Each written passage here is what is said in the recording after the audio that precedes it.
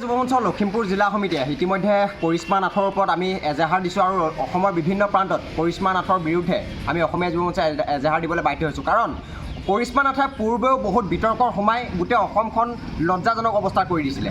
অসমীয়াক বিশেষকৈ আমি অসমীয়া হিচাপে লাজ পাইছিলোঁ। এতিয়া কৰিশ্মা নাথে যোৱাকালি নিজৰ ব্যৱসায়িক স্বাৰ্থত নিজৰ ঘৰখন কিদৰে বনাব পাৰি আৰু কিদৰে জনপ্ৰিয় হ'ব পাৰি, সস্তীয়া জনপ্ৰিয়তা কিদৰে আনিব পাৰি, তাৰ কাৰণে কৰিশ্মা নাথক উটি পৰি লাগিছে।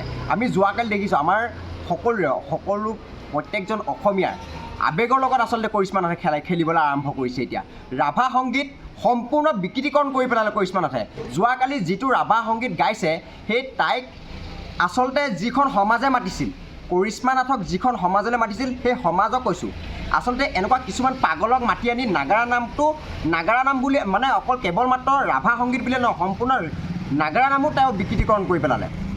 কৰিশ্মা নাথে পূৰ্বেও বহুত গামোচা বিতৰ্ক আছে, পে কৰি পেলাই সমগ্ৰ অসমখন বিতৰ্ক কৰি পেলাইছে। কিন্তু এতিয়া নিজৰ কৰিশ্মা নাথে যিটো সময়ত এতিয়া নিষ্ক্ৰিয় হৈ গ'ল, তাই আকৌ কি কৰিছে, এতিয়া ৰাভা সংগীতটো সম্পূৰ্ণ এটা বেলেগ সুৰ দি বেলেগ তাল দি পেলাই সম্পূৰ্ণ ৰাভা সংগীতটো বিকৃতিকৰণ কৰি আমাৰ ৰাভাদেৱক, আমাৰ যিসকল আমাৰ অসমীয়াৰ আৱেগ, আচলতে এইবিলাক আমাৰ সম্পদ, সেই সম্পদসমূহৰ লগত আচলতে কৰিশ্মা নাথে খেলিবলৈ আৰম্ভ কৰিছে। আমি ইতিমধ্যে এজাহাৰ দিছোঁ আৰু আইনক কৰিশ্মা নাথক চোঁচৰাই আনিবলৈ আমি আহ্বান জনাইছোঁ। কাৰণ কোনোবা এজন বহিৰাগত, কোনোবা এজন বেলেগ মানুহে কোৱা আমাৰ অসমীয়াক অপমান কৰাহেঁতেন আমিতো ব্যৱস্থা ল'লোহেঁতেন। কিন্তু নিজৰ এজনী জীয়ৰীয়ে যেতিয়া আমাৰ নিজৰ অসমীয়া জাতিটোৰ লগত স্বাভিমানৰ লগত যেতিয়া খেলা কৰিব, এইটো কোনো কাৰণতে গ্ৰহণযোগ্য নহয়। তাই পূৰ্বে বহুত বিতৰ্ক কৰিছিল, আমি নিজৰ অসমীয়া জীয়ৰী হিচাপে তাইক এৰি দিছিলোঁ। কিন্তু এতিয়া তাইক কোনোপধ্যে আমি অসমীয়া যুৱ মঞ্চে এৰি নিদিওঁ। তাইকতো আমি তেওঁকতো সামাজিকভাৱে গোটেই ৰাইজক বৰ্জন কৰিবলৈ আমি আহ্বান জনাইছোঁ আৰু আইনে তাইক ধৰি আনি কঠোৰ শাস্তি দিবলৈ আমি আৰক্ষী প্ৰশাসনক, আমি লখিমপুৰ সদৰ আৰক্ষী প্ৰশাসনক আমি আহ্বান জনাইছোঁ।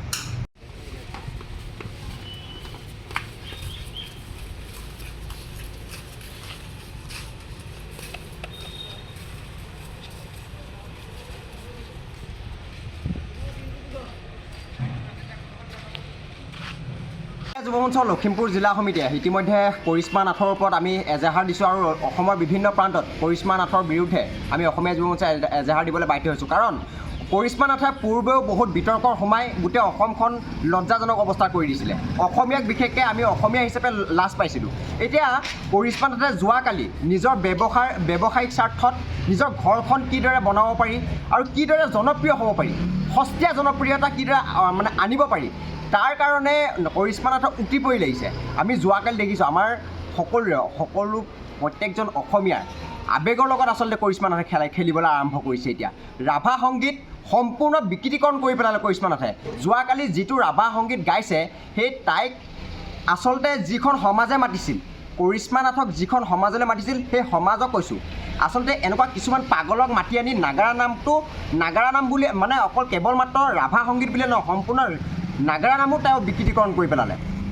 কৰিশ্মা নাথে পূৰ্বেও বহুত গামোচা বিতৰ্ক আছে, পে কৰি পেলাই সমগ্ৰ অসমখন বিতৰ্ক কৰি পেলাইছে। কিন্তু এতিয়া নিজৰ কৰিশ্মা নাথে যিটো সময়ত এতিয়া নিষ্ক্ৰিয় হৈ গ'ল, তাই আকৌ কি কৰিছে, এতিয়া ৰাভা সংগীতটো সম্পূৰ্ণ এটা বেলেগ সুৰ দি বেলেগ তাল দি পেলাই সম্পূৰ্ণ ৰাভা সংগীতটো বিকৃতিকৰণ কৰি আমাৰ ৰাভাদেৱক, আমাৰ যিসকল আমাৰ অসমীয়াৰ আৱেগ, আচলতে এইবিলাক আমাৰ সম্পদ, সেই সম্পদসমূহৰ লগত আচলতে কৰিশ্মা নাথে খেলিবলৈ আৰম্ভ কৰিছে।